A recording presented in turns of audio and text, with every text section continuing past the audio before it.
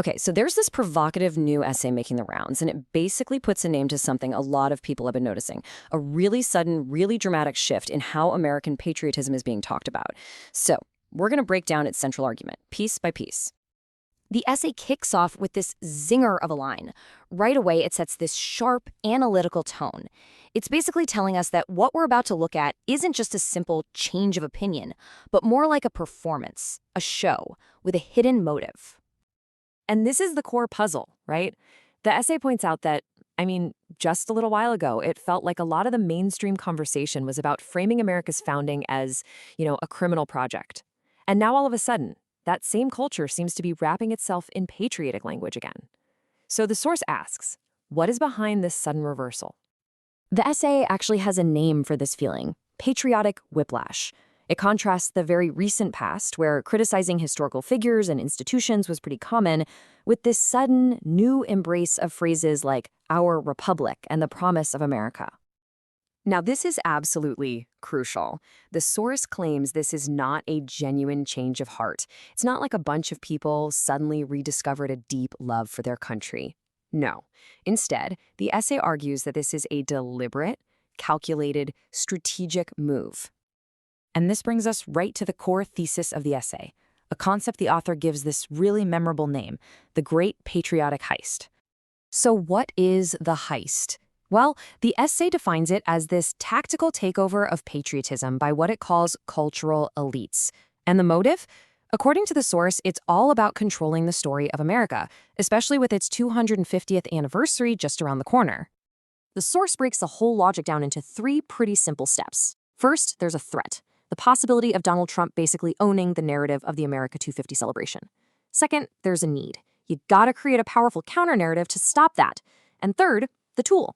You take patriotism, a language that had been kind of ceded to the right, and you rebrand it as a progressive value. This quote really captures the feeling the essay is trying to get across. It's arguing this new patriotism doesn't feel warm or real. Instead, it feels conditional, almost like the country is being told, sure, we can love you, but only on these very specific, pre-approved terms. And this leads us to the central conflict that the essay really builds its entire argument on, this clash between 2 fundamentally different ways of thinking about love of country. So the source draws this really sharp contrast. On one side, you've got what it calls populist patriotism. It's described as raw, direct, maybe a little coarse, but authentic. On the other side, you have managerial patriotism. This is polished, strategic, and feels more like a simulation that's designed to control a message, for your own good. What a metaphor, right? The essay uses this image to argue that this managed patriotism is like an artificial product. It's engineered to taste like the real thing, but it's missing that essential kind of messy substance. Now, the essay talks a lot about a specific group that it claims is behind this whole thing. It defines the managerial class not as our elected officials, but as the cultural gatekeepers. Think producers, academics, bureaucrats, the people who shape how we think and what we talk about. All right, so to give this argument a bit more weight, the source text zooms way out. It argues that this battle over what patriotism even means isn't new at all. It's actually a recurring theme in American history. This timeline from the source is fascinating. It shows how the very definition of patriotism has shifted to meet the needs of each era.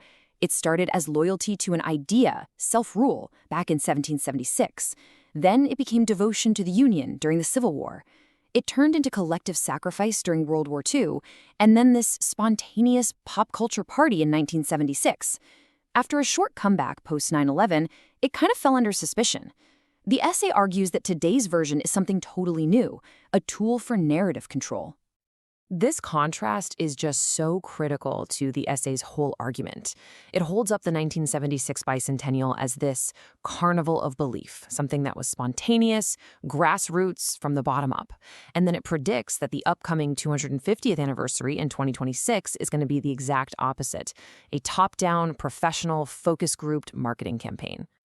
Now, the source doesn't just present one side of the story. It actually includes a counter-argument, and it frames this whole debate as a question of theft versus, legitimate ownership. And here is that alternative view. This perspective basically argues that every generation has the right to reinterpret and redefine the country's founding principles. So from this point of view, The progressive embrace of patriotism isn't some cynical heist, it's a totally legitimate act of inheritance.